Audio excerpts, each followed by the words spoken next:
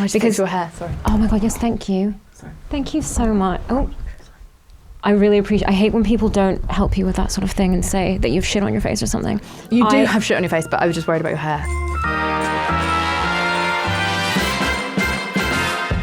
Hello, I'm Anna Wolf.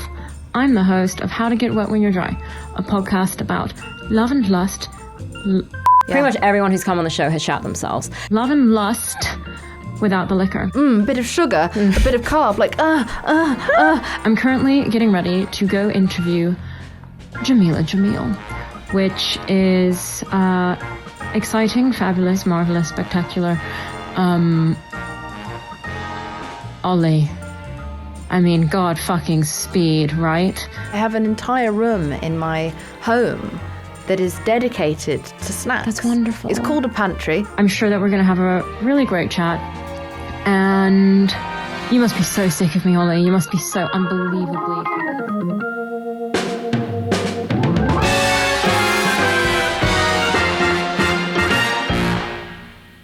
So I'm going to do your intro. Okay. Alrighty. So my guest today is the wonderful Jameela Jamil, actress. I said that right, didn't I? Did I say the word right? You said actress. Actress. Which I'll take. Actress, there we go. Activist, there we go, that's why that happened. And founder of iWay, a community of allyship built to share ideas and stories that ultimately mobilize activism. You'll know her from The Good Place, She-Hulk, and podcasts like iWay, Wrong Turns, and she is here today. And she also, you've never had a drink, which is bewildering to me, given I used to swig warm gin at my parents' house when there was no wine at dinner. Wow. Welcome to the show. Thanks for having me. Well, no, I've never had alcohol willingly. I once had it by mistake live on television because they'd swapped my cup with my co-host and then I'd taken a swig and then it was like, and you're live. And I had to just swallow it and it was pure Crown Apple or something, whatever it's like a whiskey or something. Oh, Jesus. That was like very, very strong. And I had several shots worth in my mouth and I had to swallow it. And within like a minute, my body'd never experienced alcohol before, my face felt like it was on fire. And then I was drunk. I was drunk as a skunk within a matter of minutes, I think, probably. And then was too pissed to speak. I was too scared to speak because I was worried I was going to slur my words. And it was the first episode of this show that I was under loads of scrutiny for. And so I was just petrified. It was one of the worst possible ways to first have alcohol. And it was like 4 years ago. That's a real baptism by fire. Yeah. It just told me everything I needed to know about why I should never drink. Did you like the feeling a little bit? No. No? No, it's just not my thing. Is there nothing that you lose yourself in a little bit? What do you mean? So, you know, when things are hectic, kind of like instead like a distraction or something like that, do you not get caught up in that if you're feeling a little bit angsty? I stress eat sugar. God, me too. Yeah. So that's really it. Like I just stress eat snacks. But other than that, no, I don't really feel a lot of stress in my brain. It normally all comes out through my body. So it means that I also then don't know when to regulate my situation because I'm not reacting to it in my brain. I don't know what the disconnect is, but I don't know if it's disassociation or if it's neurodivergence, but I don't really often get very rattled mentally by stuff. It always comes out in like a kidney stone or some other like manifestation that's physical. Yeah, it's so funny you say that because I obviously I've read that you had quite a few health problems growing up. And I had a really severe autoimmune disorder, but it happened at a time in my life when stuff was just crazy and really hectic and my body just kept reacting. Yeah, because it's like trying to knock down the door, right? It's trying to let you know like you need to stop. But I didn't receive that message until I was almost 40. Why do you think it's so hard for us?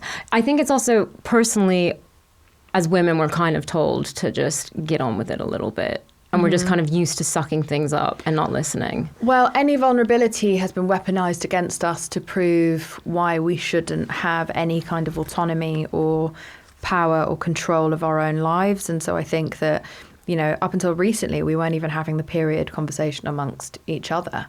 We weren't even registering that there's any impact whatsoever from your hormones going up and down every single week.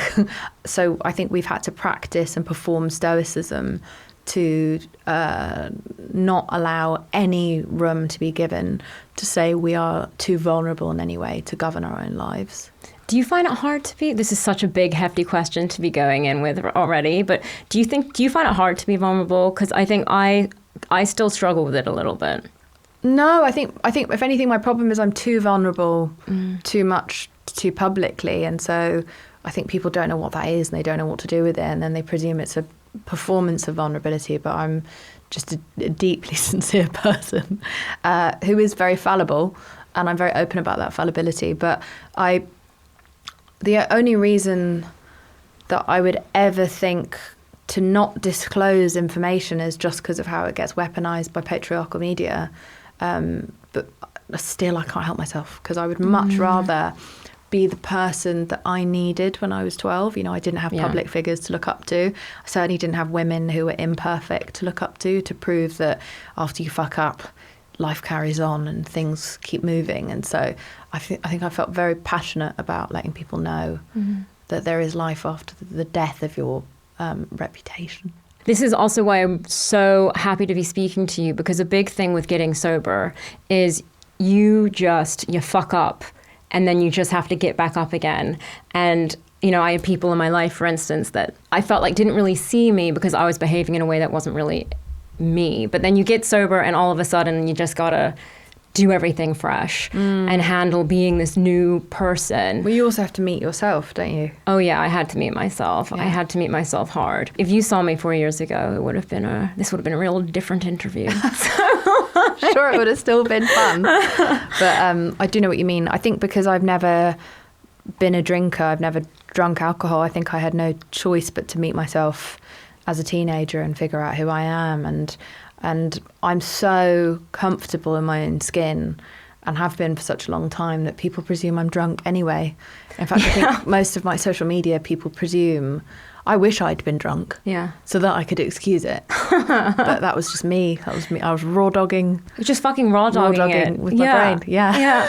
But this is the thing. I thought that the embarrassing things would stop when I stopped drinking, but I just care a bit less. And so I just say everything. Yeah, well, I mean, really, what is the worst that can happen? Normally, it's net positive because you liberate other people with your own truth so they can find theirs. So I don't think it's that big a deal. I agree. I mean, that's kind of why I wanted to do the show, because it's still fun on the other side. Yeah. You can still have a fucking good time. Yeah. Yeah. I mean, I've never known anything else. So the one time I did drink, it was terrible. So I've only ever known. And I think what that's done for my life, and I don't know if this is everyone's experience who's been sober, but it's meant that I've never wasted my time. Okay. Does that make sense? Oh, that makes sense. Because I've been very, very picky, sort of notoriously picky and judgy about how I spend my time. Yeah. And I don't suffer boring conversations at all, ever. Okay. And I don't suffer boring people. And a few years ago, I started to reject this idea that I have social anxiety if I don't have fun at parties. I was like, I think I'm bored. I think these people are boring. And because I'm not drunk, I can see how boring they are. And I don't enjoy the conversations, and that's been pathologized as anxiety. But when I'm having a wonderful one-on-one conversation, I'm not bored, I don't feel anxious. There's cameras around, I still don't feel anxious right now because I'm enjoying your company. So but do you know what I mean? I know and so I think that was such a big thing for me to realize that is it social anxiety, or are these just not my people? So I've been surrounded by my people since I was 19, and I'm still best friends with all those same people. Oh, I love that. And everyone in my life, I have no acquaintances. I've just got ride or die friends who I'd do anything for, and then no one else. So I don't tolerate anything that is uncomfortable as regards to boring me.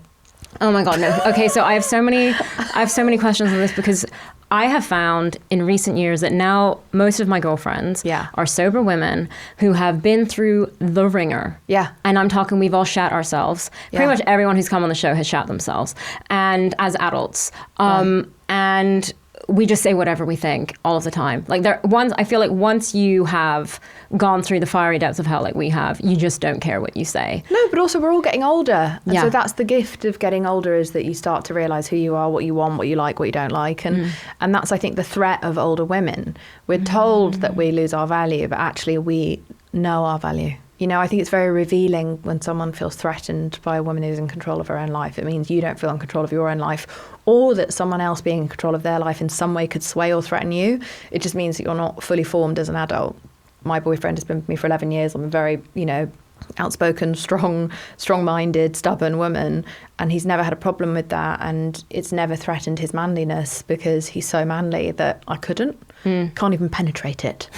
Like, that is it. He is just like his own person, and whatever I do is my business, and he does not get dragged into it. He's just there as like a sturdy rock, and for him, I am a sturdy rock, and neither of us are interfering with each other's plans in that way. We're just there witnessing each other. I was talking about this the other day, that, you know, this idea that a couple is supposed to be two halves of one whole is so toxic and dangerous and codependent. Like, we are just two singular whole people.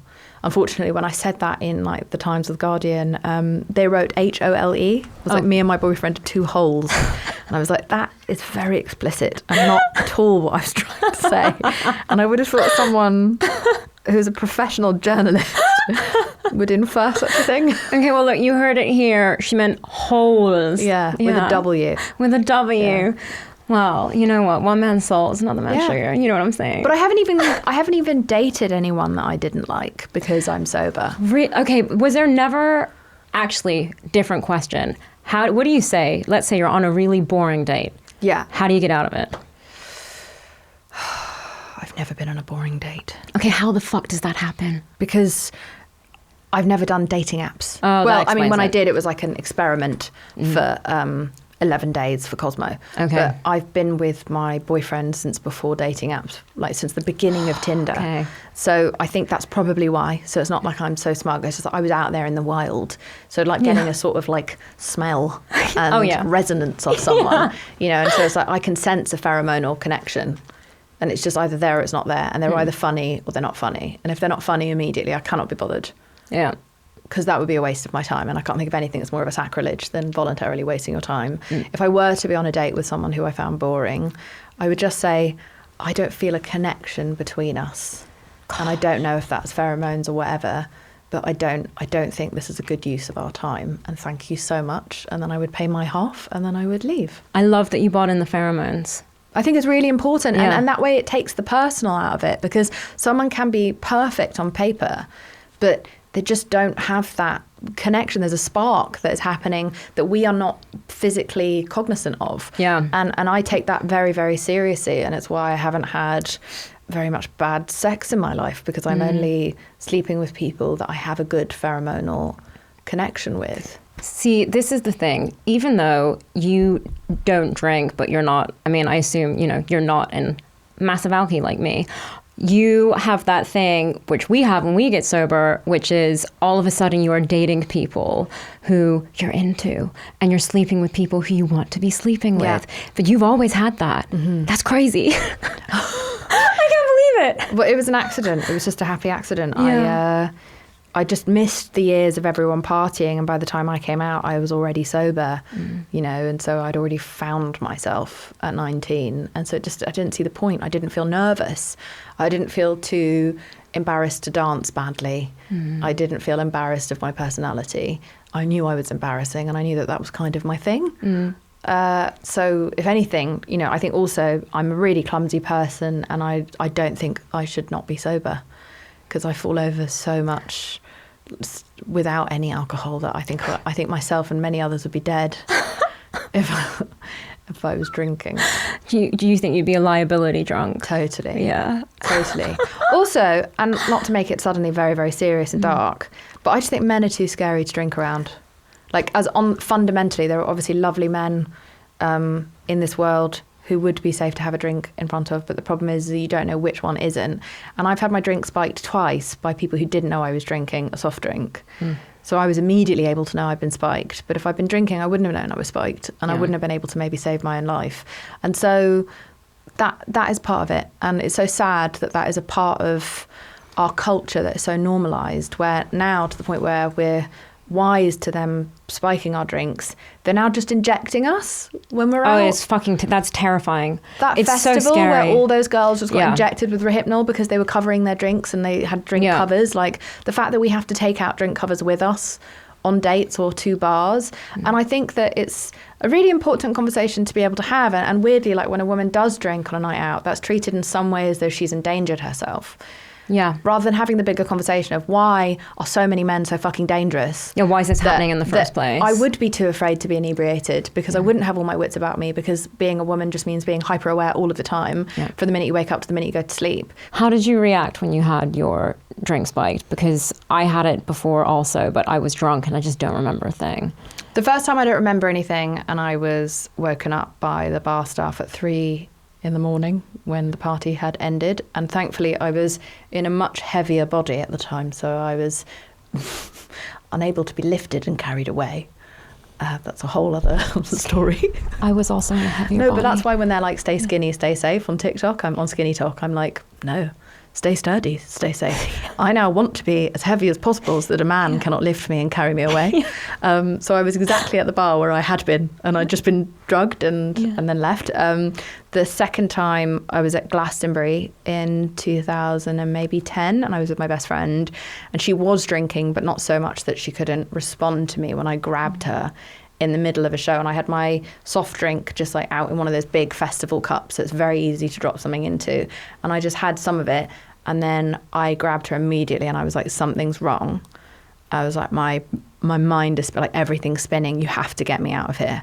And then the decline I experienced between where we were standing in the crowd and getting to our tent that was thankfully on site was unbelievable. Like everything spinning, everything, like feeling like I was going to throw up, feeling like I couldn't breathe properly. And she was able to get me to safety and look after me. But if I'd been drinking, that might have been dismissed, but because everyone knew I was sober, they immediately knew that either I'm having a health episode or someone has spiked my drink. Yeah. So I don't know what would have happened if I had been drinking, and fuck this world that's what I have to consider. Yeah, it's awful. Why can't I just be back like absolutely hammered and then just go home alive? Yeah, God forbid. What the fuck? Yeah, why can't we just have a nice night? Why do we just have to be like this? Yeah, all constantly. the time? And then we still get attacked. I have the amount of women who got raped in Ubers. And you're I know that. We took the Uber to avoid getting attacked on the bus. The end of night Uber has become a thing that I do all of the time now.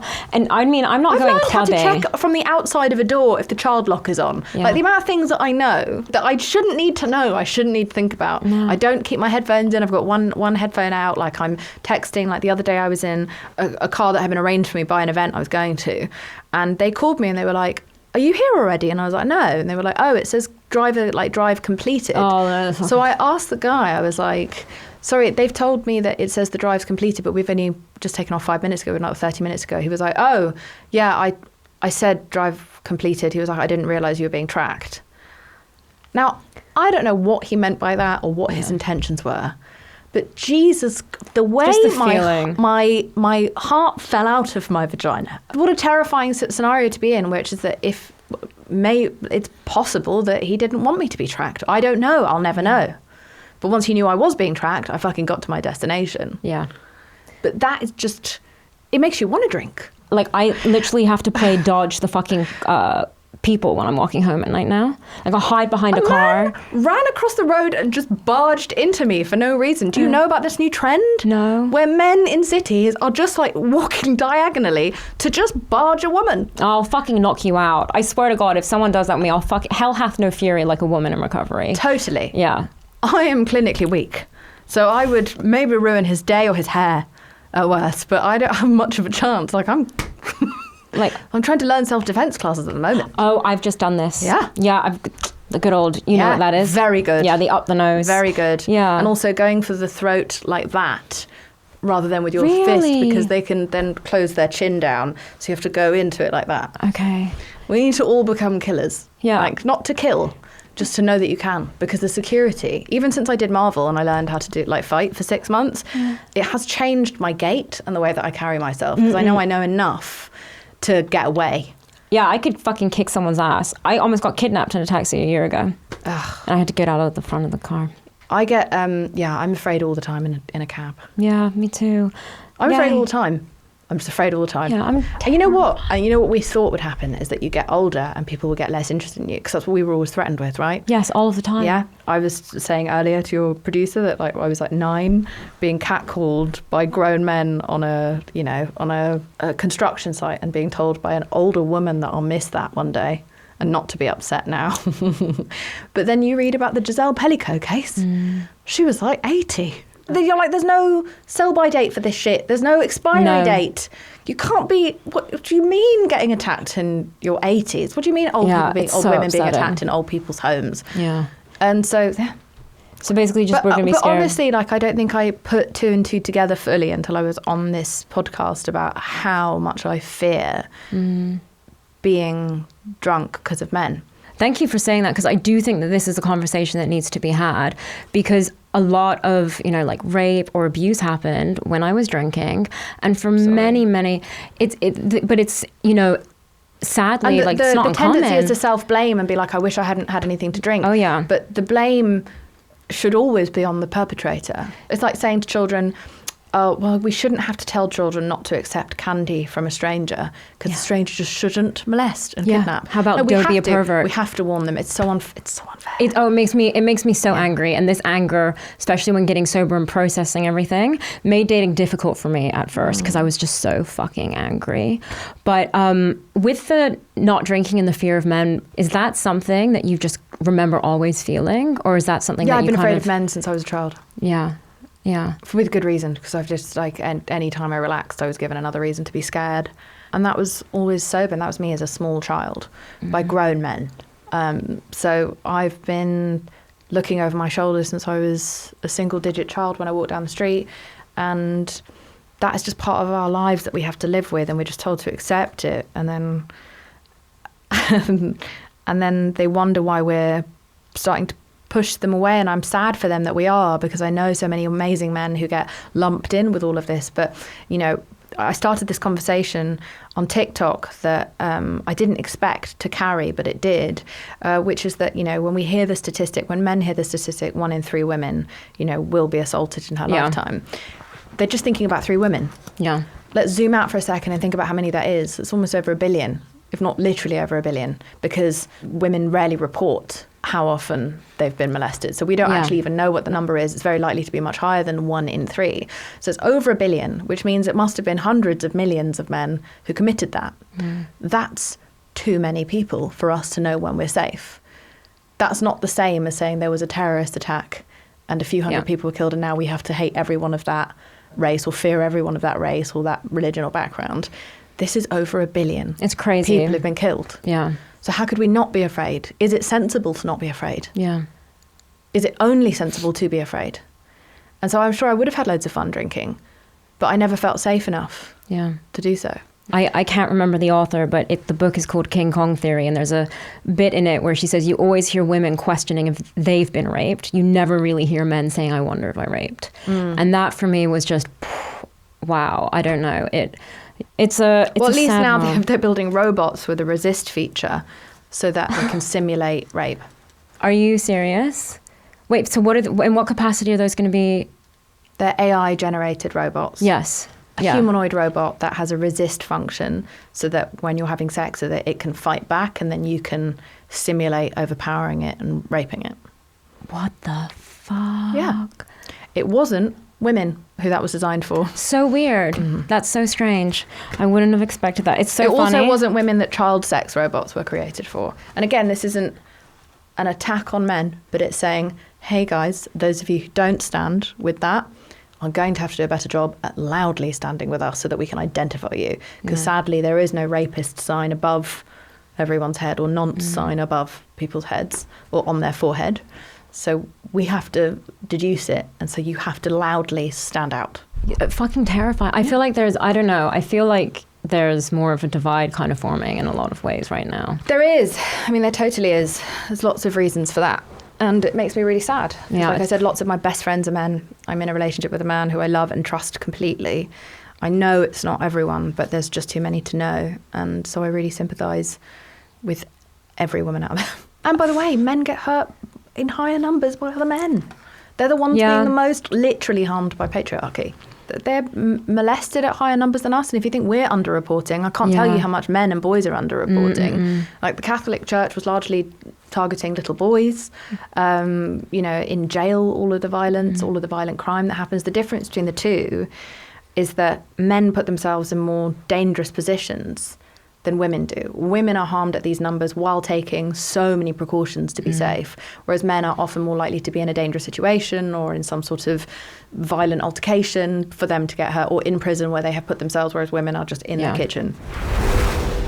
For Ruth, meeting the public was pleasant because she enjoyed people and greeted them with a smile. For Barbara, meeting the public was tiresome and unpleasant because her attitude was cold and uncooperative, sometimes even antagonistic. If someone is newly sober and they're processing awful things that have happened to them when they were drinking, have you ever had any difficulty off the back of like maybe anger towards the system in opening up yourself to love to someone who's kind of benefiting from a system that harms us so much? No, but that's only because all of the people I've dated care deeply about this. I wouldn't be able to, what's that expression? Like I couldn't lay down with a man who wasn't willing to stand up for me. Oh, I like that. I very much so stand by that. So I've only dated, when it comes to men, like very feminist men. And that really just means someone who believes in the equality of the genders. It's really not like, he's not out there reading like Emily Ratajkowski's book and doing all the performative things. Like he's just not a dick. We just think that we should all be treated the same. Yeah. So I've almost only dated very nice men. Yeah. Yeah, same. I've had like one real knob. dud. One dud. What was your dud like? Huh? What was your dud? Don't want to talk about it. Okay, we won't talk about the dud. My dud was like addicted to shitting himself, but I also was at one point because I did a lot of laxatives. Addiction. So. Wow. Pooing yourself? Pooing yourself, yeah. Pooing is one thing. Yeah. But pooing yourself is such a clean-up job. A clean-up job. I can barely be bothered to cook or take my takeaway out onto a plate because I don't like a clean-up. Yeah. I think it's why I never got into BDSM. Because it's just so messy. You've got to put down the linoleum and you've got to do a setup and you've got to take down the swing. Like it's a whole thing. I don't know why I was lazy. About... Yeah, no, I'm so fucking lazy also. No, that's completely fair. I have... So this is such a dark segue because I just said that I used to be addicted to shitting myself. Okay. I had an eating disorder. Right. I can't believe that segue. That is so not sensitive. I had a really bad eating disorder and laxatives was part of that eating disorder. You know, you have been so open about the eating disorder side of things. Is there something that you would want people to know about, like the realities of actually having one? Because I feel like there's so much misinformation out there. I think there's still like a kind of branding issue where we think of eating disorders as very much so like a white teenage girl. Yeah. And actually it's lots of people, and you also don't have to be super, super skinny to have an eating disorder. Lots of people in all kinds of body shapes, all ages. Men can have them. Grown women can have them all the way up into their 50s, 60s, should they even be lucky enough to live that long. It's the number one killer of any mental health disorder in the world. And so it's not a frivolous vanity excursion. It's a deadly and insidious and pervasive disease that should be taken very, very seriously. But we're so terrified of fat that we'd rather risk a murderous mental health condition. A third of the people who have it will never recover. Another third will partially recover, and one third will completely recover.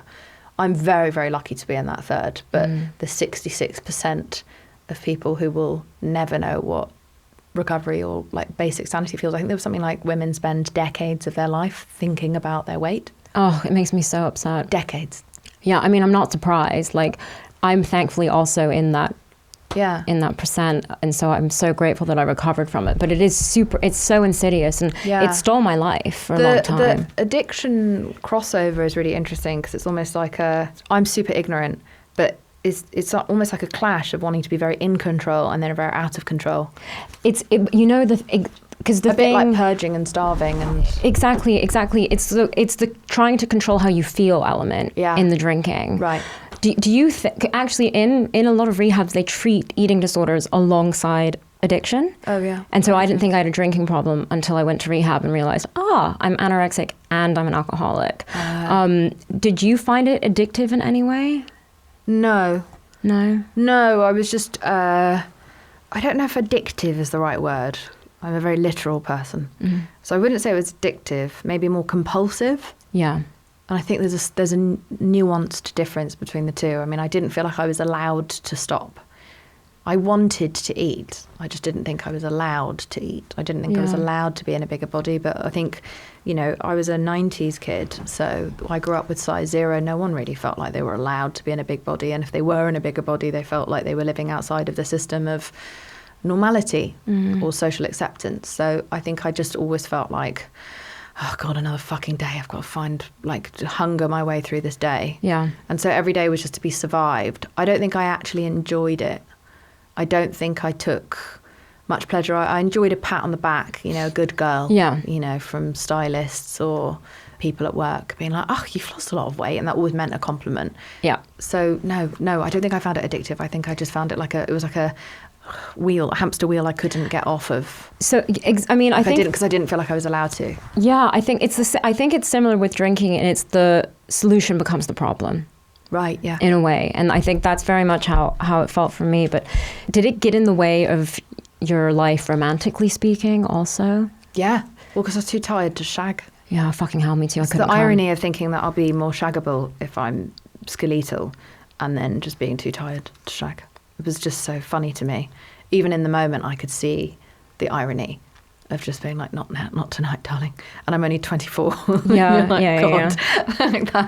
That's really wild. Yeah. Because your estrogen plummets. And I think that's another conversation we're not really having. Like, being in Los Angeles, a lot of the women who are doing the most to themselves are constantly in pain because of all the tweakments or the treatments or the surgeries or the injections or the I've got a friend who keeps shitting her pants every day because of the weight loss injections and is having some sort of negative reaction, I guess, with what she's eating, or so, I don't know.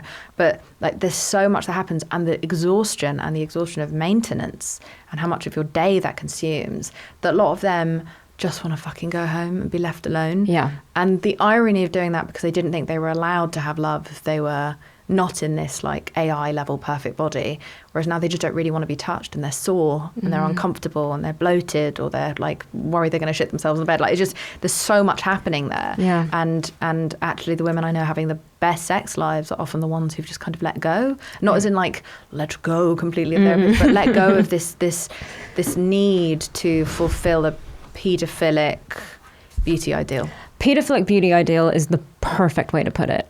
That's what it is. The perfect way to put it. And we know now, like, especially I think with the Epstein file era, we're learning like how many nonces we are actually dealing with high up. It's a global nonce circuit that we are like navigating in the world. And what's crazy is that these men want to have sex with teenagers and children, and then they don't want to feel weird about it. So they want everyone else to try and look and act like teenagers forever, so that it doesn't look so weird when they're 50 dating like a 18-year-old. Yeah.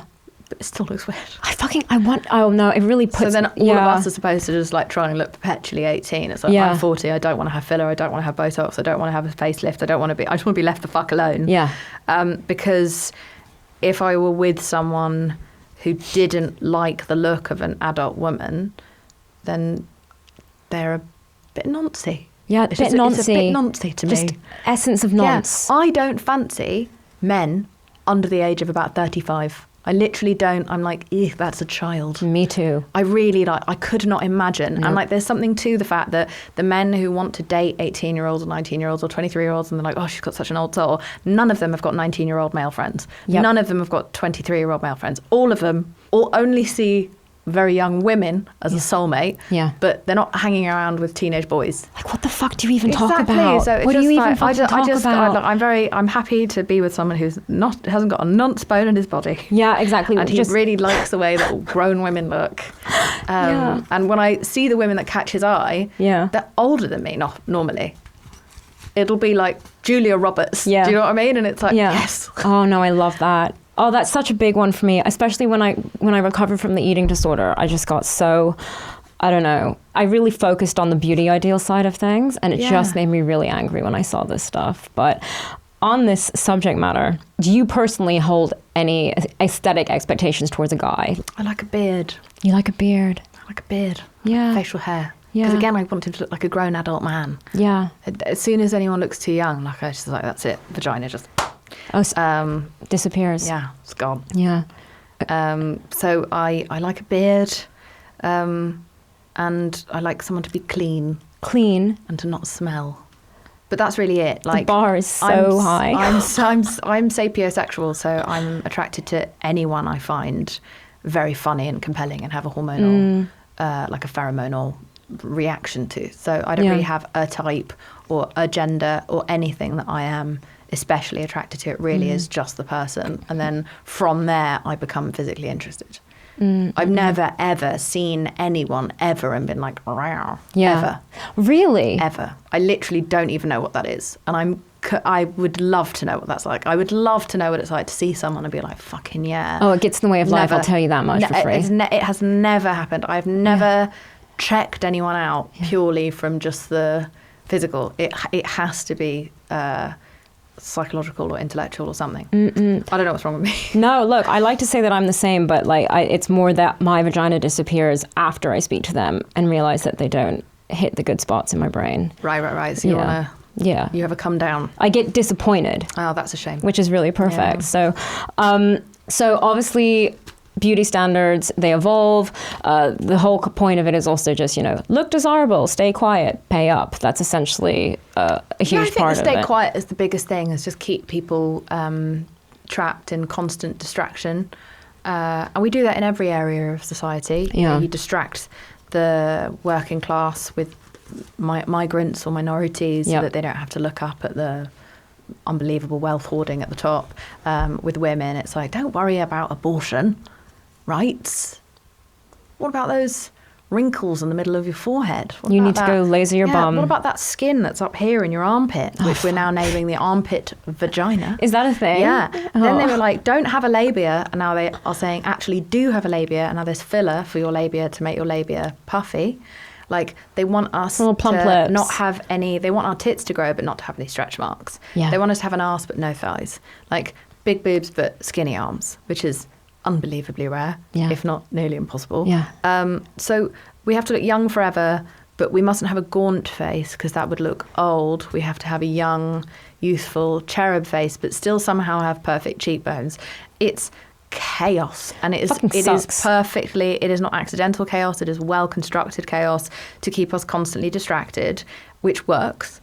I mean, you're looking at all the things that are going on in the world right now, and then you go on TikTok and it's mostly women like being like, I have found this cream that can completely get rid of your pores, as if having pores is a bad thing. It's okay to not look like a filter. And I've been saying this wherever I can so that everyone will listen to me. They are grooming us for AI by trying to, it started with the filters and then real life women trying to match their filters, thus the Snapchat face that surgeons spoke out about being asked to recreate to make women look like their filters.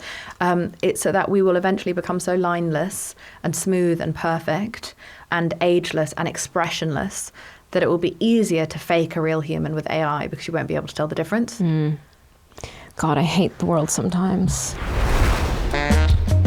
In this week's tech news, the same team behind the renowned Pretend You've Been on a Date Before virtual reality headset bring you assault simulation robots.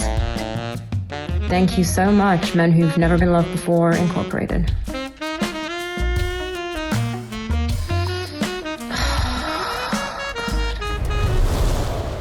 All of this brings me to a game that I want to play. Okay. All right. Brace yourself. Okay. So basically, also when I got sober, there was a lot of realizing that I had been doing things specifically for men, appearance-wise. Oh, right. So I want to play a game called For Us or For Them. Okay. Right. Matching lingerie sets. Them. Lasering, give a fuck. Yeah? Like, give a fuck. Right. Okay. Definitely. So agree. But I want pants that was like a polo neck if I could. I would just like, I would have them actually go all the way over my head like a gimp suit. Yes. The bigger the pants, I would wear an all over pant. Great. I wish all of this was just my underpants. I feel I feel like if you would let me know this in advance, we could have done this interview so differently. And spending money, It's so expensive. spending so much money on something that the better it is and the nicer it looks, the less time it's going to be on. Totally illogical. It makes no sense. I'm going to be naked. You're welcome. No, I'm really just all about a towel and a woo. Just a whoop. Yeah. Okay, I'm not good for spending money on you. that. Good for you. I like that. That's very showgirl. It has to be very. I just like soft, massive underwear. It's Saft. I can't speak English. Saft is German for juice, so I've said juice. All right, lasering our assholes. definitely for them. I know, Why the but- fuck would you ever touch that part of your body? There's so many nerve endings. I know, but I accidentally did it when I was Have you younger. bleached your asshole? God, no. One of my favourite things a friend ever said, like during a breakup, was, "I can't believe I bleached my asshole for him." And it was one of my favourite sentences of all time. No, that's incredible. Yeah, I all of that, like just, why? Leave it alone. I gotta tell you, it did feel a The bit gays nice. are in the trenches with us. Oh, it's the gals and the gays are the ones that suffer. Solidarity. Well, the male gays, the lesbians are chill.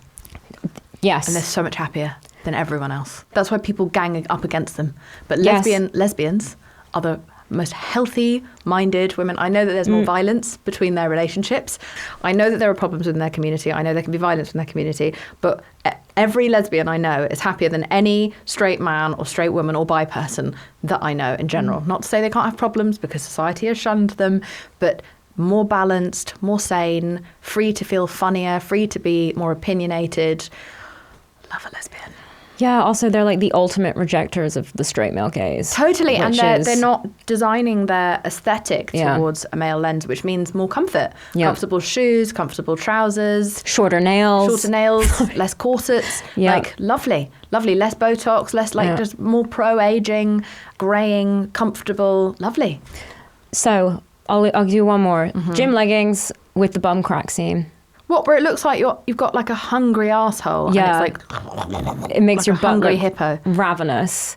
I've never understood those. I don't know who those are. I don't even know if they're for men or women. I think that's just a sort of psyop to see how far we will go. It's just like it probably started out as a fucking sick joke. I and think it now- probably was a lull Yeah. that has gone now too far. And now we turned all into a have huge thrush. industry. Yeah. now we all have thrush. So does your partner drink by any chance? A little bit. He does? Yeah. How do you find it being around people, as someone who's never drunk, being around people who do drink? Fine. I mean, no one I know is a very annoying drunk, but also I just go home. That's the brilliant thing about being sober, is you just know when to go home. So I'm never out beyond like 1 a.m. The music would have to be amazing for me to be out beyond 1 a.m. So I never really see anyone get hammered. And actually, I kind of prefer it when people drink, because then I seem less weird. Do people still react to you like you're weird? Yeah, they don't understand why I'm so comfortable and why I'm so straightforward. They think that they find it quite discombobulating, and some people find it disarming, but only people who are comfortable with themselves. People who aren't comfortable with themselves, who don't want to be seen, don't like being around someone who can see. This is a huge thing. I've really noticed this in the dating world also. When you Yeah. say that you don't drink, men can look fucking petrified because they actually have to have like a personality. Men and women. There are lots of women who feel the same way as well. Yeah. Okay. I think I've already asked this, but it's so incredible and bewildering to me that you've never had like a coping mechanism. I guess an eating disorder sort of is, but has there been nothing in your life? How did you get through it? How did you do it? Teach me. What do you mean, though? So because, there's usually someone has like a vice, But mine was snacks. Yours was snacks. Mine has been snacks. Mine is still snacks. Yeah. I have an entire room in my home that is dedicated to snacks. That's wonderful. It's called a pantry. Yes. Some people have them, but I've never had one before, so I consider that to be that's my snack room. It's your snack and palace. it's unbelievably, like, if there's a sudden war, I'm fine. Yeah. Because I've hoarded so many biscuits. Fantastic. I'm going to be great. Fantastic. There's about 200 bags of sweets in a big jar in my house. I'm fine. So I cope with quick dopamine. I love a quick hit of dopamine. From snacks. That's what I do. But the rest of my life, like, I got therapy. I did EMDR for PTSD. I walk for hours every day. I spend a lot of time with pets, with my dogs. I'm only around people who don't make me uncomfortable and who I find very, very stimulating. So I think I just play defense. all the time. I am always defending my brain at all times. I'm very careful with what I look at online, with what I look at in the news. I just try to protect myself all of the time so that I'm less likely to need a coping mechanism. Because, you know, we live in a world that has normalized reaction rather than action. So we're all pushed to find it normal to have to constantly self-soothe rather than prevent. Even the crimes against men's violence against women is always treated as like, oh, how are we going to recover? Like, how can we build more shelters? It's like, how do we prevent the crime in the first fucking place? So I just live my life as preventatively as possible because I spent so much of the first half of my life being blindsided by everything that I want some element of control, and not in a toxic way. I think specifically with women, the word control means something very different for men than for women. And it's considered a bad thing to have some control over your life. But that's really only threatening for someone who wants to control you. I'm not obsessive about it, but I like to know what my day is going to look like, who I'm going to be around. I have a no Marlon Randos sign in my house. You can't just bring any random person over. I don't like sudden new company. I never have since I was a kid. I know how I like to live my life, and I have my people and I have my friends, and I don't need anyone else other than that. I'm so lucky to have them, and I just pour so much of my life into what makes me happy. It's nourishing. And I pour very little of my life into what makes people who I don't know happy. So I'm very uninterested in public approval or being liked or believed or anything. Like, I'm very uninterested in doing anything other than my best. And that's all I feel like I have a duty to do. And as a woman, that's quite liberating and liberated to just go, I'm not amazing at everything. And I am fallible and annoying, but also it's not really my job not to be. I'm going to end on two questions. One, we ask everybody for the end of the show. And then the other, I'm just super curious. All right, let's say you haven't met your partner. You meet the love of your life. They're wonderful. You're sniffing them. It's fabulous. Their brain is just fucking doing things for you. But they don't like snacks. Can you get over it? Yeah. You more can. For me. That's absolutely ideal. He doesn't like snacks. No, hates them. Yeah, my boyfriend does not really like snacks. He's become more, we refer to me as Snackistani. And it's thrilling. And actually, it's actually quite terrifying when he starts to enjoy something that I enjoy. Because now he might take it. Men have had enough. Absolutely ideal. Yeah. All right, good. I think having things in common is really overrated. What's the other question? The final question we ask everybody is, how do you get wet when you're dry? What does that mean? So it can mean whatever you want it. So some people have said lube. Some people have said masturbating, and some people have said love yourself. It's kind of for people who are going into life like ready to raw dog it sober. And how do they take on that new existence? Like, there's so many elements to it. Oh, God. You can say lube if you want a quick answer.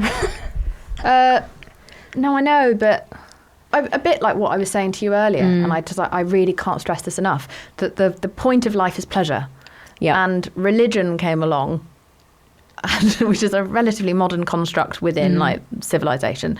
We've had pleasure turned into a sort of indulgence and a privilege, not a right. And, you know, you see this with the chocolate adverts where a woman eats a bit of chocolate and then she looks like she's going to come. And it's like, because it's that rare that a woman should experience pleasure that she's like, a bit of sugar, a bit of carb, like, And so I think that's all like a deliberate approach to make us not seek pleasure, because the people we'd be seeking it for have never been taught to emphasize the importance of giving it. So I think they didn't want us to know that pleasure was a normal thing. Otherwise, they'd have to provide all types of different pleasure, not just cunnilingus. Like, you know, knowing that when we say we don't want something from the shop, we would like a little treat.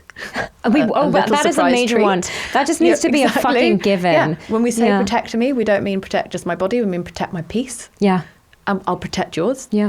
And so I think seeking pleasure wherever the fuck you feel like it and making that your journey. I'm a truffle pig for pleasure now. Good for you. After so many years of just of betraying my mind and my body for society, for the world, I am now on a one-woman truffle pig mission for joy and for pleasure. and I will not see it as an indulgence. I see it very much so as a right, not a privilege. And anyone around you who can't provide that pleasure, they should just go and hang out with someone else. 100%. Like, I think, doing life is all about just orgasms, snacks, minstrels, and feeding your brain, and just having a good old time. And get us snacks when we say we're fine. Yeah. There we go. Thank you so much for coming. So nice. I really, really, really appreciate it. It was so lovely to talk to you.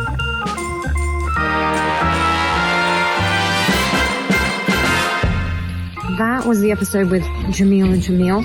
Thank you so much for listening. You can catch her pretty much everywhere and listen to her fabulous podcast, Wrong Turns, and follow us on Wet Wind Dry Pod across all social channels, and you can get the show wherever you get your bits and the YouTube. All right, see you next time, hopefully. Thank you.